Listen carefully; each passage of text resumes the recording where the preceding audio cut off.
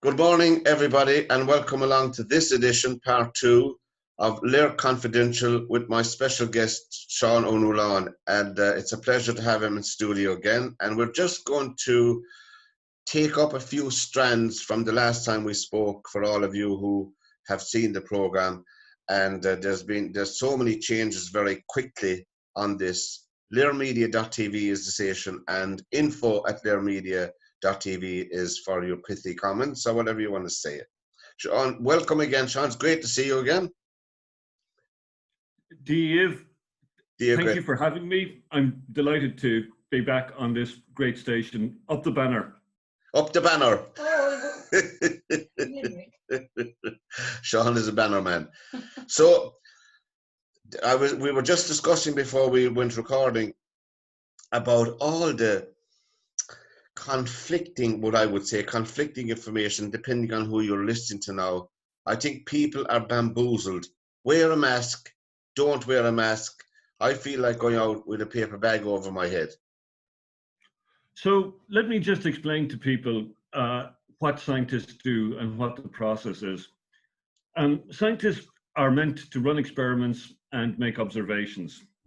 And then the observations that they make are meant to be replicable. That means that if I run an experiment here in Wexford, where I am, and Pat runs it in Shannon, that we come up with the same results. In fact, if somebody runs it in Tokyo, they're meant to come up with the same results. Right.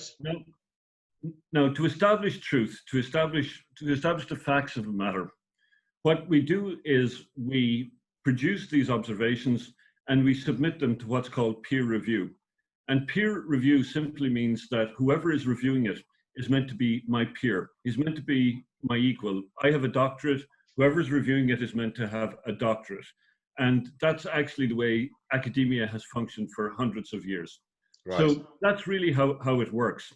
Now, in science, we don't accept people just waffling. We actually only really accept peer-reviewed papers.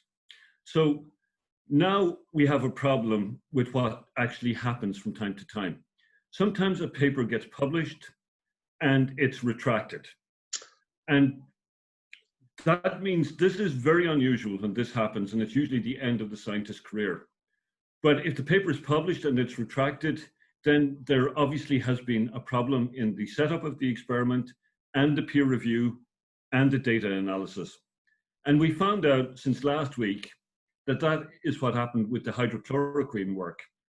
We were told hydrochloroquine was dangerous. It was a review article in the Lancet, and now they've done a retraction of that paper, so we find that it's not dangerous after all. Nice. And that's a big change since last week.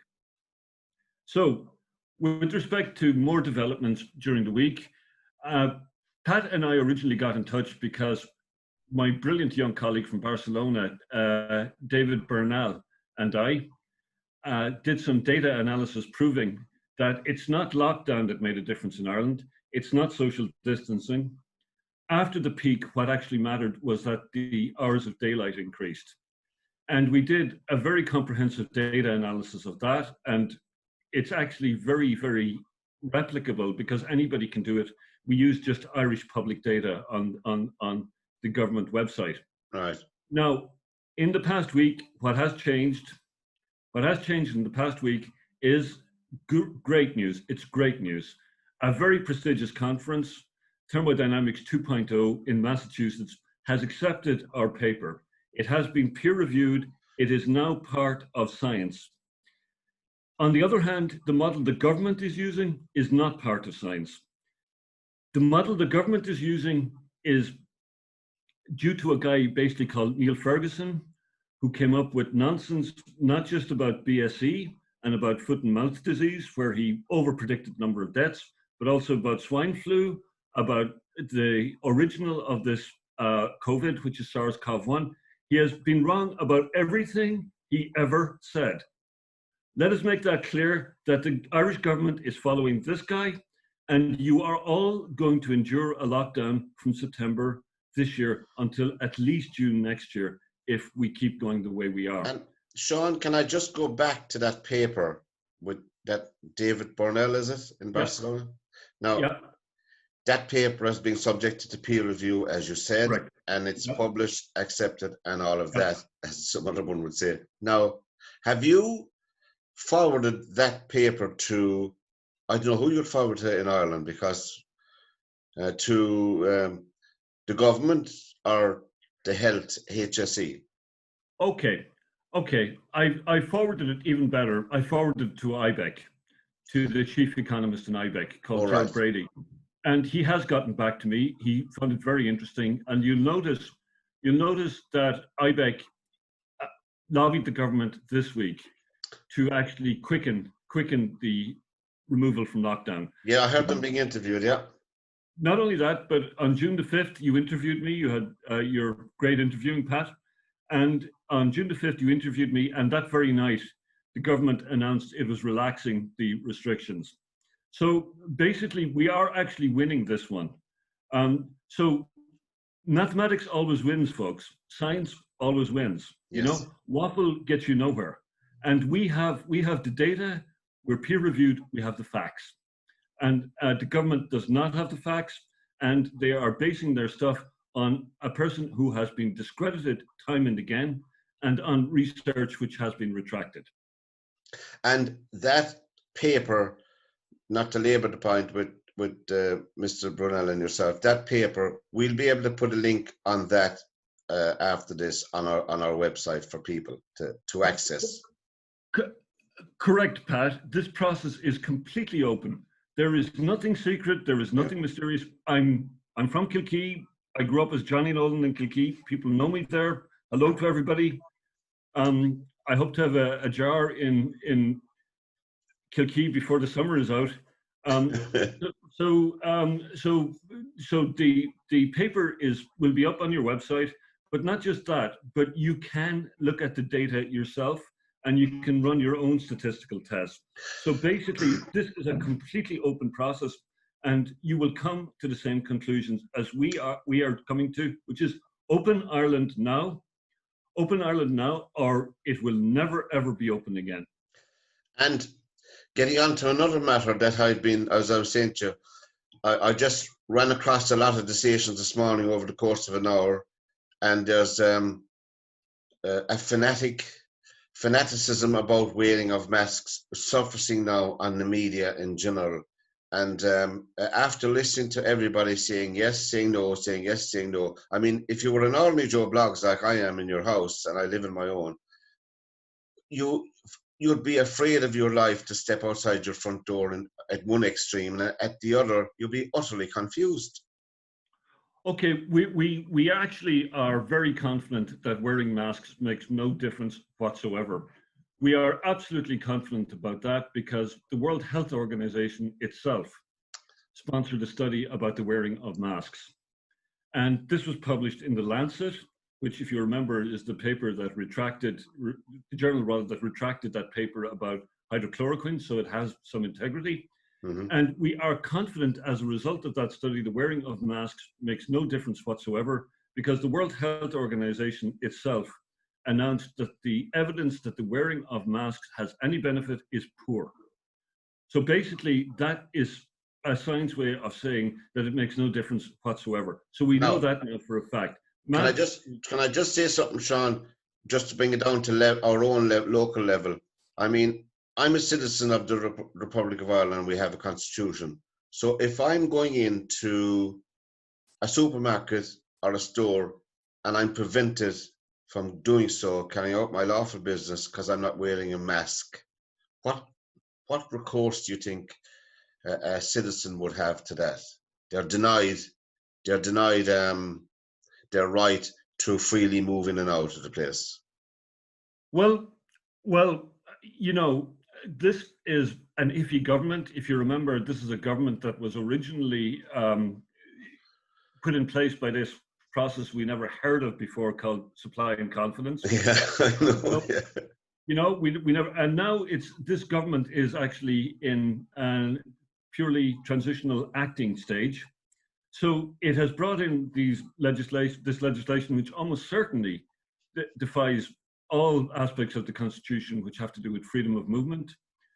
And we can say with some degree of certainty that they have no right whatsoever to stop you from going into a supermarket or from engaging in the free and untrammeled enjoyment of your life and of our great country. And they do not have any right to do that whatsoever. And would you, I mean, in my own case, of course, I'd be assertive enough, I know myself anyway, but there are many people that wouldn't be. Would you, I mean, if just a scenario, if you called the Gardaí, would you have a right to do as well? Because you're prevented, your movement is being prevented, you're prevented from moving around. Where do you think that would lead to, in your opinion? Well, there's a great phrase from Brendan Behan that goes, there is no situation in life, no matter how abject, that cannot be considerably worsened by the presence of a policeman. You know? That's it. Yeah, I remember that, all right. So with the greatest of respect, I would suggest you keep the cops out of it. And I have a very, very shrewd intuition that the cops are keeping themselves out of this at this point. Yeah. I have not seen one for weeks. No. All the local, where I'm staying at the moment in Ballinesker, one of the local bios threw away the Garda cones. They were never replaced. There's no sign of them. I don't think they want anything to do with this, actually, because they are actually a national police force. There's no national police force in Britain, you know. There's actually, we're unusual in that we have one. And this could discredit them completely. They really don't want anything to do with this, as far as I'm saying. But don't get them involved. Yeah, in Spain, I believe that you can get an on-the-spot fine of €400 or something for not wearing a mask. I don't actually know that. I really don't I heard know that. We did, as you probably saw, our data analysis includes Spain. Yeah. And the daylight hours in Spain are not as significant as Ireland, because what's happening there is that the heat is simply killing the virus anyway. I actually wouldn't have any belief whatsoever in the ability and interest of these countries, these Latin countries, in giving that amount of power to cops. It might be theoretical power, you know, but in actual fact, I doubt if too many of these fines have actually been administered. And my guess is that basically no fines are being administered in Ireland at the moment. No, I don't. Yeah, you're right. The Gardaí don't want anything to do with this. No. This is not an elected government. The Gardaí want to come out of this with their credibility intact. And absolutely. You and I have both seen this before in Irish history. I think what you said, not to labour the point, I think what you said, Seán, is that there's no presence anymore of the Gardaí at all whatsoever. Not the way it was a month ago, for instance. None. And as I think the senior management of the Gardaí have said, there's no law in this. There's no law, there's no kudos in this, and there's no law to back it up either. So that's it. But you and I, Pat, are of an age where we can remember the old days of a Garda coming into a bar and there's a TD there, and he'd be asked, "Do you want a drink or a transfer?" You remember that? I remember that. I remember a certain minister being caught in the pub. I can't say where because they'll all know who he was. Yeah. And it was the sergeant came in to raid the pub. And it made front headlines on the, do you know how far back it was now? Do you remember a newspaper called the Sunday Review? Yeah, I vaguely. Yeah, no, that's... Vaguely. I remember. And that sergeant was transferred to the Aran Islands at the time. And he was living in North Cork with his family. Well, I'm glad you've such a precise memory of this. But let's get back to this. The Garda are not touching this with a 40-foot pole. No, they can't. No, they're staying completely out of it. And also, they have to live in these communities after this nonsense is over. Of course they do. Clear again, folks. The science is against the Irish government at the moment.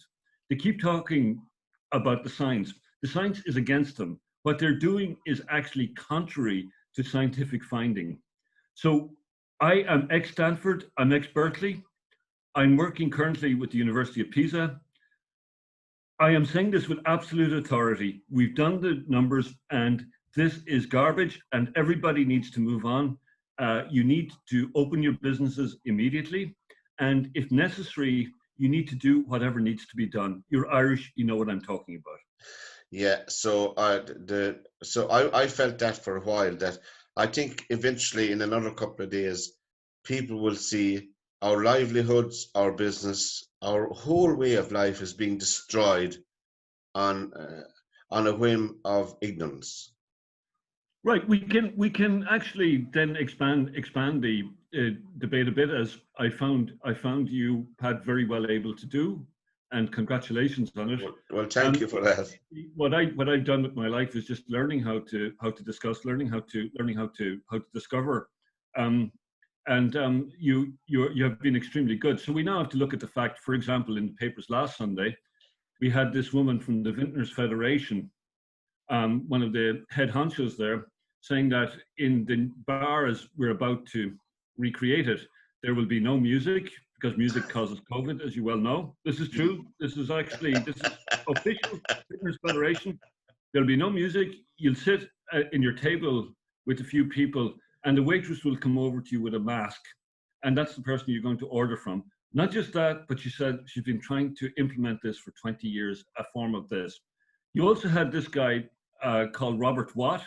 Now, if you recall, we spent a lot of our history stopping us from being ruled with people like names like Robert Watt, okay? Yep. So we've got this guy called Robert Watt, who's the principal secretary of the Department of Expenditure, and he announced that as a result of this, the state will have a much bigger role in people's lives. And I would say to that, no thanks. I don't want the state in my life at all.